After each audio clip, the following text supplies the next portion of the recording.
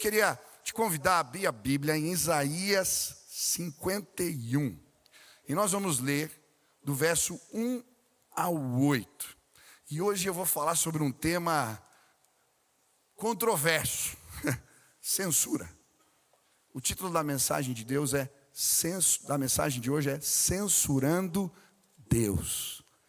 O pior tipo de censura que existe é esse, quando a gente censura a voz de Deus no nosso coração. Quantos querem aprender sobre a palavra de Deus? Levante suas mãos aqui para o céu, assim, repita assim: Senhor Jesus, eu marquei um encontro contigo esta manhã. Eu abro meu coração para receber tudo aquilo que o Senhor tem para a minha vida. Fala comigo agora, em nome de Jesus. Amém. Isaías 51, versículo 1 a 8, diz assim: escutem-me, vocês que buscam a retidão e procuram o Senhor. Olhem para a rocha, a qual foram cortados, e para a pedreira de onde foram cavados. Olhem para Abraão, seu pai, para Sara, que os deu à luz. Quando eu chamei, ele era apenas um. Eu o abençoei e o tornei muitos. Com certeza o Senhor consolará Sião e olhará com compaixão para todas as ruínas dela. Ele tornará seu deserto como o Éden, seus ermos como o jardim do Senhor. Alegria e contentamento serão achados nela. Ações de graça e som de canções. Escute-me, povo meu, ouça-me, nação minha, a lei sairá de mim. Minha justiça se tornará uma luz para as nações. Minha retidão logo virá. Minha salvação está a caminho, e meu braço trará justiça às nações. As ilhas esperarão em mim e aguardarão esperançosamente pelo meu braço. Ergam os olhos para os céus, olhem para baixo, para a terra. Os céus desaparecerão como fumaça. A terra se gastará como uma roupa e seus habitantes morrerão como moscas. Mas a minha salvação durará para sempre. A minha retidão jamais falhará. Ouçam-me, vocês que sabem o que é direito. Vocês, povo que tem a minha lei no coração. Não temam a censura dos homens, nem fiquem aterrorizados com seus insultos. Pois a traços comerá como uma roupa, o verme os devorará como a lã. Mas a minha retidão durará para sempre. A minha salvação de geração em geração. Muito se tem debatido no Brasil sobre censura. Depois de decisões polêmicas do STF, algumas autoridades e até parte da imprensa disseram que essas decisões foram uma afronta à liberdade de expressão. Outra situação que fez o debate aumentar foi os projetos que tramitaram na Câmara a respeito da regulamentação das plataformas digitais. Como se daria essa regulação? Quem seria um órgão regulador? Como evitar que isso se transforme em um mecanismo de controle e repressão? Essa semana eu estava vendo as notícias e fui orar. E quando eu estava orando, Deus, Ele na verdade não falou comigo, Ele me deu um soco no estômago. Deus falou para mim: você está preocupado com a censura dos homens? Com os que fazem censura? Você é igual a eles. Muitas vezes você faz pior do que eles. Eu falei assim: como assim, meu Deus? E aí o Espírito Santo falou no meu coração: quantas vezes você censura a minha voz no seu coração? Sabe? Hoje eu quero dizer que talvez você esteja censurando Deus na sua vida. Mas pastor, como é que isso acontece? O que Deus está falando aqui nesse texto? Sabe, na profecia em Isaías é muito interessante, porque na língua hebraica o superlativo é diferente da nossa língua. Não existe falar santíssimo. Quando eles querem dizer que algo é santíssimo, eles falam santo, santo, santo. Repetem 3 vezes. E aqui nesse texto existe uma ênfase profética. Quando um profeta queria dar ênfase numa mensagem, ele repetia 3 vezes. E aqui a palavra escutem-me, ela aparece 3 vezes no texto. É como se Deus estivesse dizendo para o seu povo através do profeta: escutem-me, escutem-me, escutem-me. E quando eu estava lendo o texto, eu fiquei me perguntando: Deus, quem que não está ouvindo a tua voz? Quem são esses? Quem estava censurando Deus não eram os pagãos ou idólatras, mas o seu próprio povo. Olha o que diz Isaías 51:1. Escutem-me vocês que procuram a justiça. Isaías 51:4. Escutem-me, meu povo. Isaías 51:7. Escutem-me, povo em cuja lei está o meu coração. Mas por que eles estavam fazendo isso? Por que o povo de Deus não estava ouvindo? É muito interessante, o livro de Isaías, ele é constituído em 3 sessões. A primeira sessão vai do capítulo 1 ao capítulo 39, e ele fala do juízo de Deus. A segunda sessão do livro vai do capítulo 40 ao 55, e ele fala do consolo de Deus. E a terceira sessão vai do capítulo 56 ao 66, e fala da salvação vindoura, da nova criação, da restauração de Deus. Agora, é muito interessante, porque a maneira de construir uma narrativa no pensamento semítico era diferente do nosso. Como assim, pastor? Quando a gente vai contar uma história, hoje, a gente tem que ter começo, meio e fim. Não é assim que você aprendeu na escola? Agora, o pensamento semítico era diferente. Eles construíam a narrativa no que eles chamavam de quiasma. A gente chama de quiasma. O que é isso? Você conta uma história em X, tá? Então você faz um paralelo do começo com o final, e a mensagem central fica no meio. No meio. Qual é o meio do livro de Isaías? Alguém sabe aqui? Isaías 53. Quem sabe que texto é esse? Ele tomou sobre si as nossas dores e as nossas enfermidades. Nós o reputávamos por aflito, ferido de Deus e oprimido. Mas ele foi ferido por nossas transgressões. Aleluia. Através das suas pisaduras somos sarados. Eu não sei se você sabia, mas Isaías 53 foi censurado por líderes religiosos entre os judeus, porque ele apontava de forma tão declarada para Jesus que foi censurado em alguns contextos. O centro da mensagem é o Cordeiro, é Jesus, é o Messias que viria. Mas por que o povo estava desprezando um consolo de Deus? Isaías 51 está no trecho que fala do consolo de Deus. Sabe por quê? O sofrimento, as injustiças do exílio babilônico os impediam de ouvir e de entender o plano de Deus. E muitas vezes na nossa vida, a gente censura Deus, porque a gente está sofrendo, ou a gente está se sentindo injustiçado. E é nesse contexto que Isaías vai falar para o povo de Deus: ei, escutem o Senhor, e Ele vai abençoar vocês. Quantos querem escutar Deus? Quem não quer censurar a voz de Deus no coração? Levanta as 2 mãos. Agora feche seus olhos e fala assim: Deus, que eu não quero te censurar. Eu quero te ouvir e te obedecer. Amém? Quantos querem ouvir Deus? Por que o povo de Israel estava censurando Deus? E por que, muitas vezes, ou como nós censuramos o Senhor na nossa vida?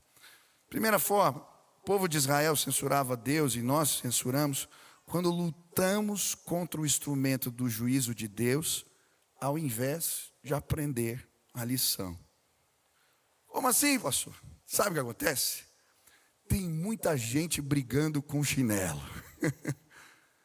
Deus está querendo ensinar uma lição, mas a gente briga com um chinelo.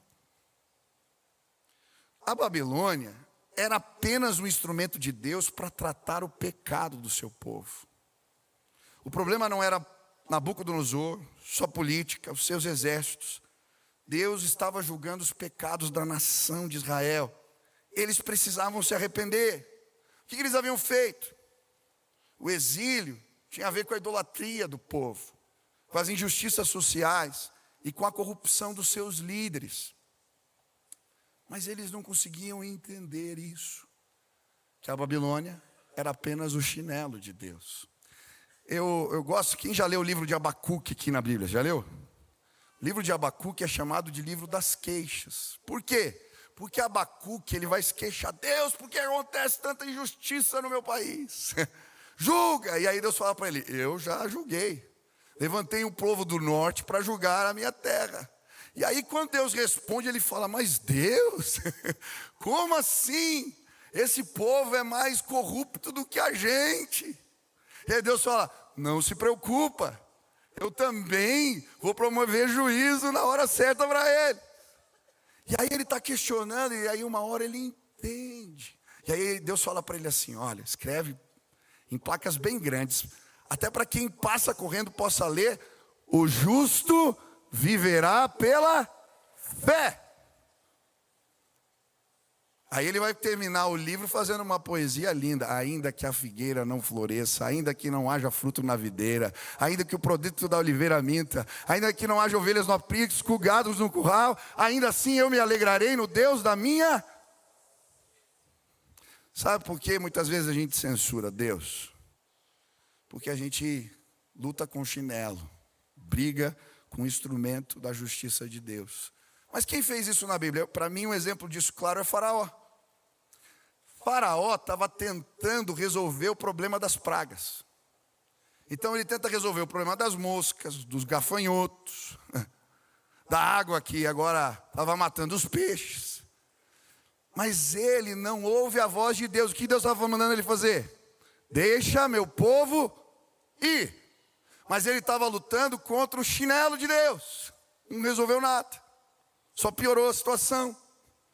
Eu acho interessante Jonas. Quando Deus manda ele ir a Nínive, ele vai para onde? Para Tarsis. Aí o que Deus faz? Deus manda uma tempestade. Jonas não briga com a tempestade, ele reconhece: é minha culpa, eu desobedeci a Deus. E aí quando jogam ele no mar, o que acontece com a tempestade? Ela para. Aí Deus manda um grande peixe para fazer o propósito dele cumprir. Não sei se era uma baleia, a baleia vai lá e engole o Jonas. Era um grande peixe, ele não disse que peixe que era. Mas vai lá e joga ele no lugar que ele tinha que estar. Sabe o que a gente faz às vezes? A gente fica brigando com a baleia. Baleia miserável que me engoliu. Que desgraça. Imagine o que é ficar dentro da barriga de um peixe. Cheiro de peixe quando você vai em lugar comprar, já é difícil. Imagine dentro da barriga do peixe. Não negócio deve ser fácil. Muitas vezes a gente está sentindo o cheiro da situação que tem a ver com o remédio amargo de Deus para tratar a nossa vida. E a gente pega o remédio e joga fora, em vez de deixar Deus tratar. Ei, não adianta. Não é desse jeito. Sabe o que a gente esquece? Repete assim comigo: Deus está no controle. Mais uma vez: Deus está no controle. Você crê nisso de verdade? Diante de tudo que está acontecendo no teu país, você pode levantar as duas mãos e dizer: Deus está no controle. Mas ninguém falou. Levanta a mão e diga: Deus está no controle. Aleluia. Deus usa até governantes maus para manifestar a sua vontade. Olha o que a Bíblia nos ensina. Olha que coisa tremenda. Existiam algumas profecias sobre o Messias. Miqueias 5:2, Oséias 11:1, Isaías 11:1. A Bíblia diz que surge uma autoridade, o imperador César Augusto. E o que ele manda fazer? Um censo. Aquilo não tinha lógica. Custou muito caro. Parou, tornou inoperante os seus exércitos por muito tempo. ele fez isso simplesmente para mostrar a força do seu poder. Mas enquanto César Augusto achava que podia mandar em alguma coisa, ele não sabia, mas ele estava fazendo cumprir a profecia. Por causa do censo, José volta para Belém, porque ele era descendente de Davi. Lá, o Messias nasce e a profecia de Miqueias 5:2 se cumpre. Quando a Bíblia diz: e tu, Belém Efrata, de ti me sairá o que há de reinar em Israel. César Augusto achava que mandava alguma coisa, mas ele estava simplesmente fazendo cumprir a vontade do Senhor. A Bíblia fala de outra autoridade, Herodes o Grande. Esse era doido, maníaco por poder. Ele matou a esposa Mariane, ele matou filhos, porque julgava que eles tinham um plano de conspiração contra ele. O cara era louco por poder. É por isso que quando chega a notícia, através dos magos do Oriente, que o rei dos judeus ia nascer em Belém, o que ele manda fazer? Matar as criancinhas, até 2 anos de idade, uma chacina, coisa horrível. Mas apesar desse rei ruim, olha o que acontece por causa disso. José e Maria migram para o Egito. E olha o que diz a profecia em Oséias 11:1. Assim cumpriu-se outra profecia: do Egito chamei o meu filho. Um rei doido, déspota, que achava que mandava alguma coisa, mas ele fez cumprir, sem querer ou não, a vontade de Deus. O mesmo acontece com o rei que vem na sequência, Arquelau. Arquelau era tão ruim quanto seu pai, quanto Herodes o Grande. Ele toma conta da Judéia, daquela região, imprime o seu domínio ali, e por conta da sua crueldade, José agora quer voltar com Maria e com Jesus para a sua terra. E em vez de irem para a região da Judéia, eles vão para a região de Nazaré. Porque em Nazaré quem governava era a outra autoridade, Herodes Agripa, que tinha uma ascendência judaica e não perseguia os judeus. Por isso eles vão para Nazaré. Interessante. Em Isaías 11:1, a Bíblia usa essa expressão, Natser, que quer dizer renovo, broto, para falar do Messias.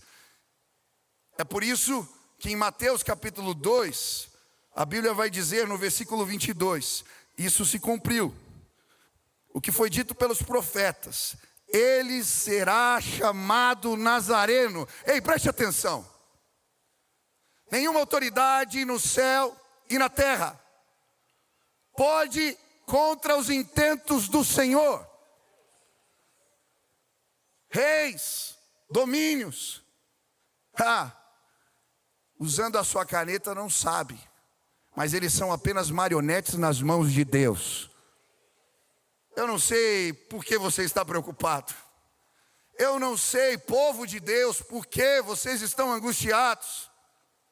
Deus ainda está sentado sobre o trono. Quantos creem nisso? Aplaudam ao Senhor.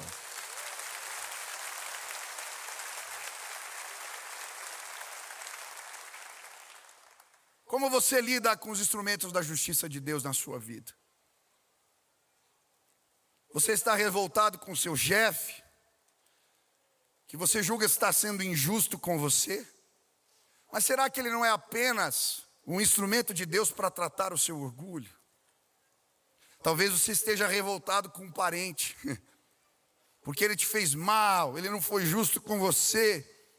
Mas talvez ele seja apenas um instrumento de Deus para te mostrar, te ensinar o poder da misericórdia e do perdão. Será que Deus não está usando os juízes desse país, do Brasil, para nos mostrar que líderes na casa de Deus têm torcido a lei do Senhor por causa dos seus próprios interesses? Esses dias eu ouvi um pastor confuso pregando. Ele estava dizendo que o inferno não existe. Ele não estava sendo fiel ao que a palavra de Deus ensina. Na verdade, ele estava ensinando as pessoas a julgarem a lei do Senhor segundo as suas emoções, os seus sentimentos. O inferno não é um lugar onde Deus coloca criancinhas que não comem Danone na hora certa. O inferno é o lugar do juízo de Deus porque transgredimos a sua lei. Ele é o chinelo do Pai. Um Deus que não promove justiça não é um Deus de amor. Por isso Deus, no seu infinito amor, sabendo que transgrediríamos a sua lei, se fez justiça por nós. Ele recebeu a punição em nosso lugar, e a única coisa que Ele pede é que reconheçamos isto. Jesus não acabou com o inferno, Ele foi ao inferno, tomou as chaves deste lugar, e através do poder da sua ressurreição, criou um meio para que pudéssemos não ir para lá. Não podemos distorcer a lei de Deus porque ela não nos agrada. Não adianta brigar com o inferno, tentar esconder o chinelo de Deus. A manifestação do juízo de Deus, ela existe. O que precisamos aprender é a lição que esse chinelo, que a justiça de Deus quer nos ensinar. Quantos estão entendendo o que eu estou falando? Eu estava voltando de São Paulo e nós pegamos trânsito. Eu acabei perdendo o voo, mas estava com estava eu e a Sil e uma esposa de pastor aqui num projeto importante aqui na igreja no Brasil. E ela falou uma frase que mexeu comigo. Ela estava contando a sua história, alguns machucados que ela viveu, algumas injustiças que ela e o seu marido viveram. E ela disse assim no carro: meu marido disse, as injustiças são o melhor lugar para revelarmos Cristo em nossa vida. Você pode repetir isso comigo? As injustiças são o melhor lugar para revelarmos Cristo em nossas vidas. Ontem eu estava fazendo o sermão, e quando eu terminei de escrever essa frase, entra o Beni no quarto, assim. Pai, falei, que foi, filho? Poxa, pai, estava jogando bola lá na quadra, no condomínio, e o menino começou a brigar com a gente. Ele começou a xingar a gente de palavrão, nos provocar. E eu fiquei bravo, falei, mas o que você fez? Falaram, não, eu peguei os meus amigos, falei, ah bom, vocês ganharam, e fomos embora. Falei, muito bem, filho. Mas sabe o que a gente vai fazer agora? Falou, o que, pai? Você acredita que Deus quer se revelar para você agora? Eu estava aqui fazendo sermão, acabei de escrever que as injustiças são o melhor lugar para Jesus, para revelarmos Cristo na nossa vida. Sabe o que a gente vai fazer? A gente vai orar por esse menino, para que Deus use essa situação, para Jesus se revelar para ele. Chama os seus amigos, chamou, todo mundo entrou no meu quarto. Aí eles contaram, estavam bravos, falei, agora a gente vai orar por esse menino. Sabe por que ele está fazendo isso? Porque ele não conhece Jesus. Se tivesse Jesus na vida dele, ele ia agir diferente. Então vamos orar para Jesus se revelar para ele. E aí a gente começou a orar pelo menino do condomínio. Terminamos a oração. Eles desceram a escada. Eu ouço alguém gritando, Beni, Beni. Eu desci para ver o que era. Falei, que foi, filho? Tem alguém gritando aí, chamando você. É um menino. Falei, ah, é? Aí eu fui na porta ver. Vai que dá uma confusão, né? Aí fiquei olhando. Daqui a pouco eles voltam. Falei, o que o menino queria? Ele veio aqui pedir desculpa pra gente, pai. A gente acabou de orar e o menino veio aqui. Eu falei, e vocês falaram de Jesus para ele? Ixi, a gente esqueceu. Eu falei, vocês. Falei, não, vocês vão atrás dele. Põe o tênis e vão falar que vocês oraram por ele e que isso é resposta de oração. Tá bom, aí saíram ele e os amigos procurando o menino, voltaram. Não achamos o menino. Eu falei, tá bom. Aí eu subi para fazer sermão, o Espírito Santo falou para mim, vai atrás do menino, leva eles. Aí eu desci, põe o tênis todo mundo. Aonde a gente vai? Vamos na casa do menino. Mas a gente não sabe onde ele mora. Deus vai mostrar. Para onde eles foram? Ah, a bicicleta vai para lá. Eu falei, então vamos seguindo. Aí eu vi que tinha um monte de bicicleta assim parada. Eu falei, é aqui, ó. Bate na porta, Benício. Benício é tímido. Bateu na porta. Aí veio a mãe, sei lá, alguém atendeu a porta. Falou, fala que você quer falar com o rapaz, com o menino. Aí o menino veio. Nisso chega o pai, fala assim, pastor, entra aqui na minha casa. Aí foi cumprimentar todo mundo, não sei o quê. O que você quer, pastor? Falei, não. Eu vim elogiar teu filho. Ah, é? Senta aqui. Falei, ó, deu uma confusão, coisa de criança lá na quadra. Os meninos chegaram falando para mim. E nós oramos por você, cara. Para que Deus se revelasse para você. E sabe o que aconteceu? Você ouviu a voz do Espírito Santo. E você foi bater na minha porta quando a gente terminou a oração para pedir perdão. Sabe por quê? Porque Deus te ama, Ele tem um plano para a tua vida. E o que você fez tem a ver com um recado que Deus quer que eu traga para você. Que Jesus, Ele quer se revelar na sua vida. Quando terminou, o pai me chamou para voltar na casa, para fazer um jantar. E aquela família toda, em nome de Jesus, em breve vai estar aqui. Porque a injustiça são os melhores lugares para revelarmos Cristo em nossas vidas. Pastor, olha que mensagem poderosa. Repita comigo, as injustiças são o melhor lugar para revelarmos Cristo. Acontece injustiça no Brasil? Será que acontece? Deixa eu dizer para você. Nós estamos no melhor lugar para revelarmos Cristo para a nossa nação. Para de brigar com o chinelo. Assume uma postura de Cristo. E essa terra vai saber que o amor de Deus existe. Quantos querem fazer isso? Eu não quero perder nenhuma oportunidade. Você foi injustiçado no lugar onde você trabalha, no seu casamento, na sua casa, entre os seus. Que oportunidade. Sabe por que não celebramos as injustiças? Porque temos uma perspectiva terrena da vida. Se tivéssemos uma perspectiva celestial, entenderíamos que elas são grandes oportunidades para pregarmos uma mensagem poderosa. Você está brigando com o chinelo, com os instrumentos da justiça de Deus. Deus quer usar teu chefe chato, teu marido rancoroso, tua esposa que não te entende. Deus quer usar situações adversas da vida para revelarmos a sua glória, o seu poder. Quantos querem parar de censurar Deus? Quantos querem ouvir ao Senhor? Levante as mãos. Levante as mãos. Pai, essa mensagem ela é tão poderosa, mas tão difícil de viver. Quando as injustiças batem a porta da nossa vida, muitas vezes não reagimos da forma que o Senhor queria.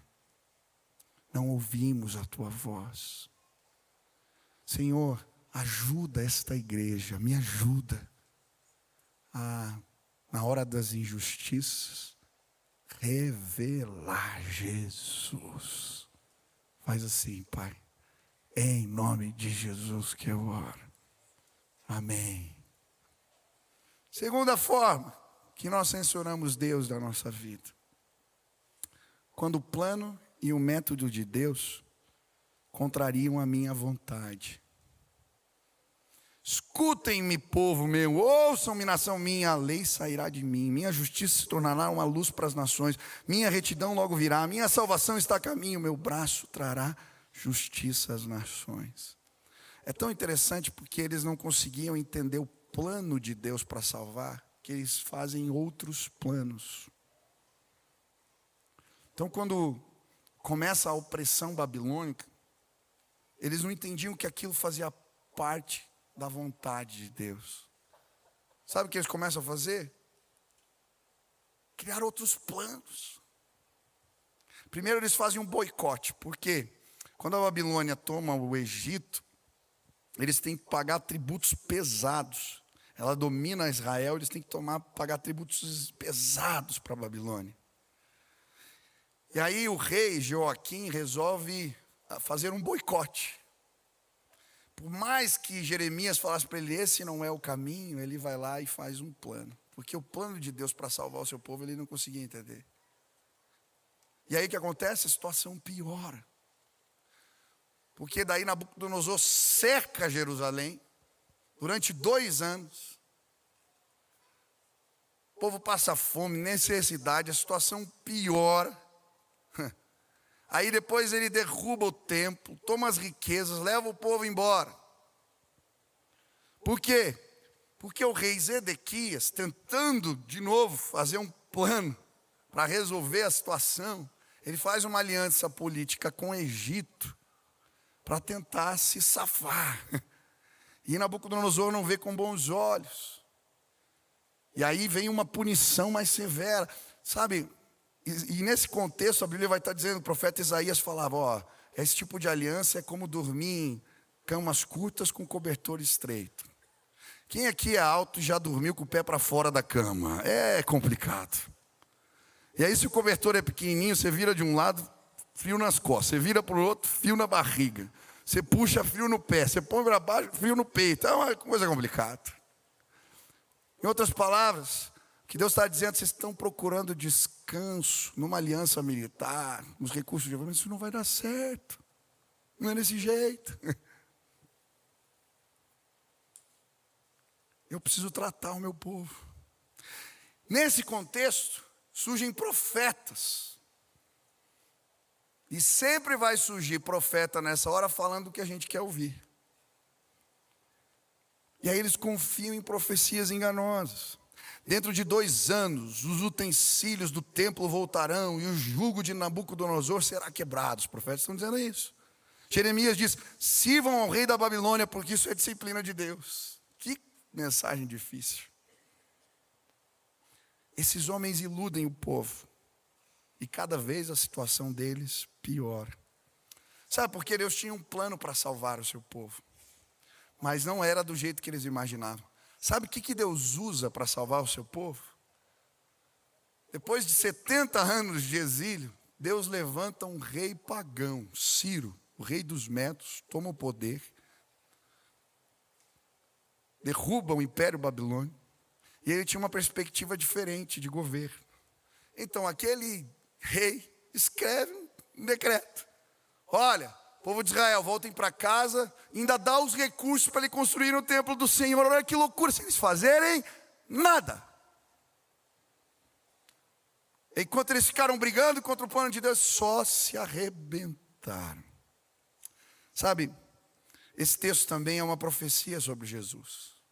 Ele fala, eu vou levantar o Messias, o libertador, mas ele não vai só salvar Israel, ele vai salvar as nações. E o povo de Israel tinha dificuldade de entender um Messias, não como um governante que ia restaurar o império, Israel, a terra, o povo de Deus. Eles queriam um líder político, e aí vem Jesus falando do reino de Deus. Muitas vezes a gente rejeita os planos e os propósitos de Deus, porque eles contrariam os nossos. Eles são diferentes dos nossos. Talvez você esteja censurando Deus no teu coração, porque a vontade dele é difícil muitas vezes. Eu lembro uma situação que eu estava vivendo no começo do meu ministério. E eu falei, Deus, agora deu. Não aguento mais. Isso não é justo, eu vou embora. E aí eu peguei minha Bíblia, eu orava na garagem naquela época.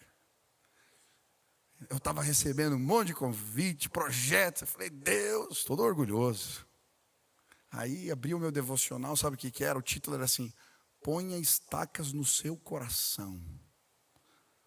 Se Deus não falou para você sair, não se mova. Aí eu falei, meu Deus. Mas por que aquilo era difícil? Porque contrariava o meu plano, a minha estratégia. Sabe, muita gente não ouve Deus, porque você já desenhou tudo o que tem que fazer para sair da crise. Para o teu ministério crescer, para a tua vida dar certo, para você restaurar teu casamento. Você montou um plano. E Deus está falando assim, joga fora o plano, porque não vai ser desse jeito. Você vai ter que ir lá pedir perdão. Você vai ter que se humilhar. Você vai ter que começar de novo. E aí, os planos de Deus para salvar, às vezes são difíceis para nós. Mas quando a gente se submete, a gente vê a glória de Deus sem a gente fazer nada. Ei, presta atenção. Muros de inimizade vão cair na sua casa. Crises vão terminar. Sim, projetos maravilhosos de Deus vão acontecer na sua vida. Se você se render à vontade dEle, mesmo quando ela te contraria. Quantos querem ouvir Deus? Levante as mãos. Ixi, levanta assim, fecha os seus olhos. Fale assim: Deus, eu não sei se eu vou gostar do que eu vou ouvir, mas mesmo assim, eu quero te obedecer. Me ajuda a tornar a tua vontade a minha vontade. Aleluia, você pode aplaudir ao Senhor. Vou terminar, pode subir o louvor aqui. Vou terminar. Última forma de censura. Quando a minha fé não resiste o teste do tempo. E aí, se você ler o primeiro trecho da profecia, ele fala assim: escutem-me. E aí ele cita Abraão. Olhem lá para a ascendência de vocês, olhem para Abraão, escutem-me. Por que ele manda olhar para Abraão? Porque a salvação de Deus ia vir, mas ia demorar 70 anos. Abraão, Deus deu uma promessa para ele, lembra? Sai da tua terra, do meio da tua parentela, para o lugar que te mostrarei. Em ti serão benditas todas as famílias da terra. Abençoarei os que te abençoarem, amaldiçoarei os que te amaldiçoarem. Deus prometeu descendentes. Abraão vai para a terra que Deus mandou e ele não consegue ter filhos. Um dia ele está na tenda reclamando, Gênesis 15. Deus, o que aconteceu com as tuas promessas? Eu não tenho descendente. O meu herdeiro é o Damasceno Eliezer, um trabalhador da minha casa. Senhor! Aí Deus fala para ele: sai da tenda. Você está só olhando na barraca a tua dor, você não está vendo, ó. Começa a contar as estrelas. E ele começa a contar as estrelas. E a Bíblia diz: e Abraão creu, e isso lhe foi imputado por justiça.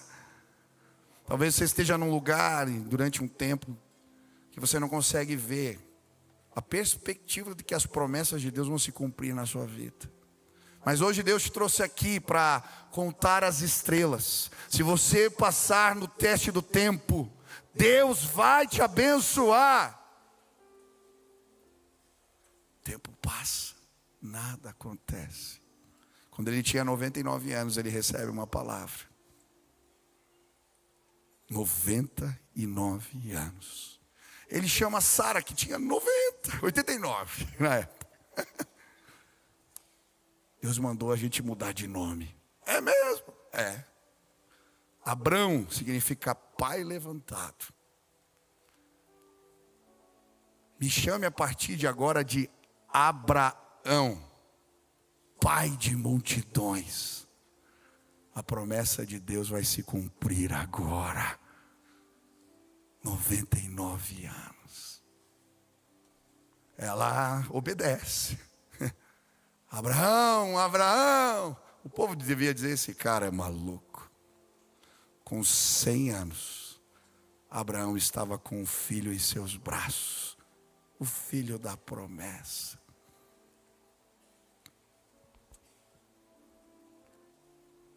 Ei, está demorando? Está demorando?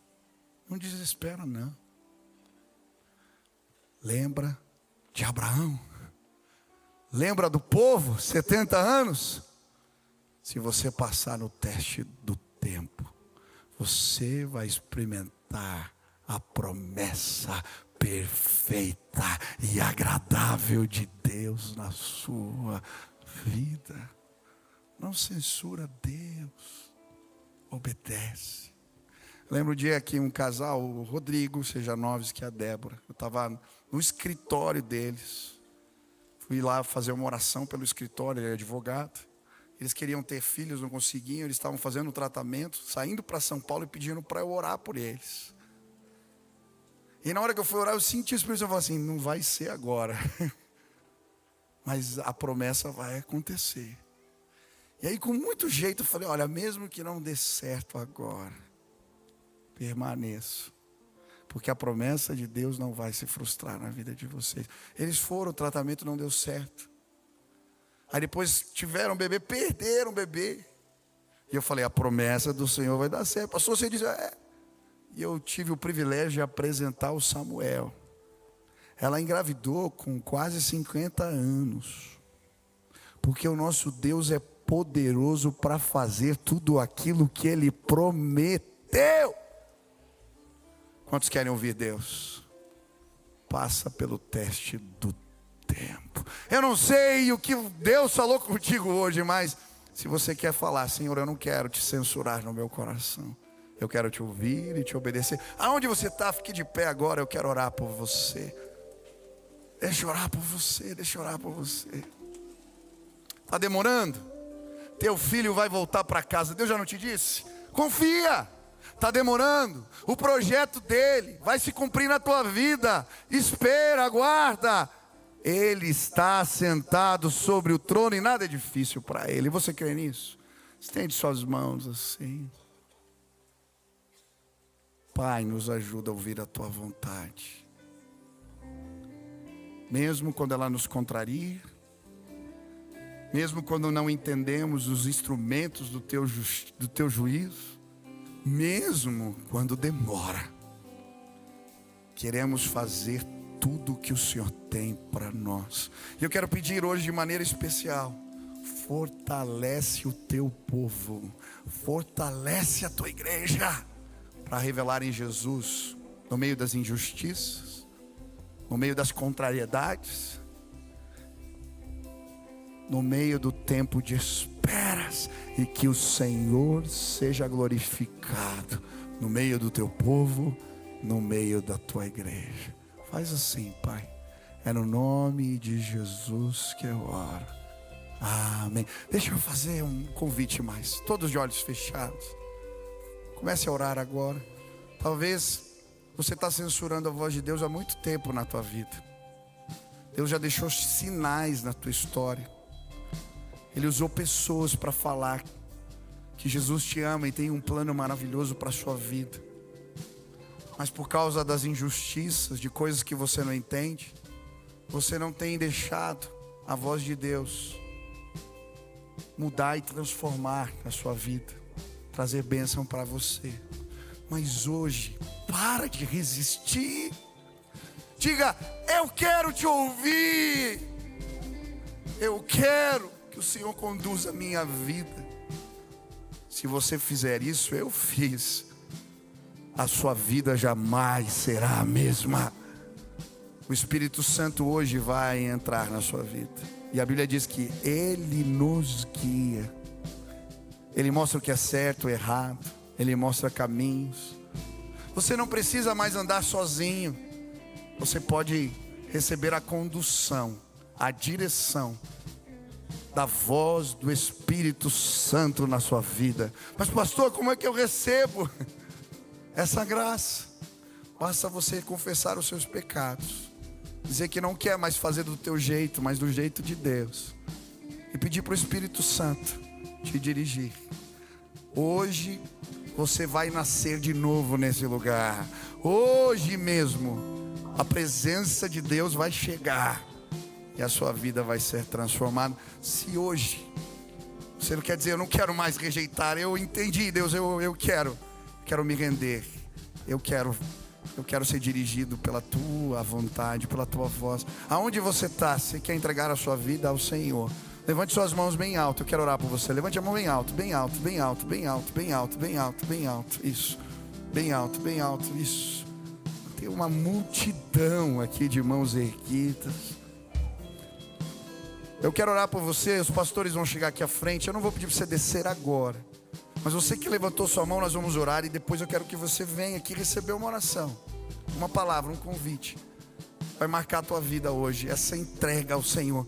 Eu creio, você vai sair daqui e o Espírito Santo de Deus vai cobrir tua vida. Você crê nisso?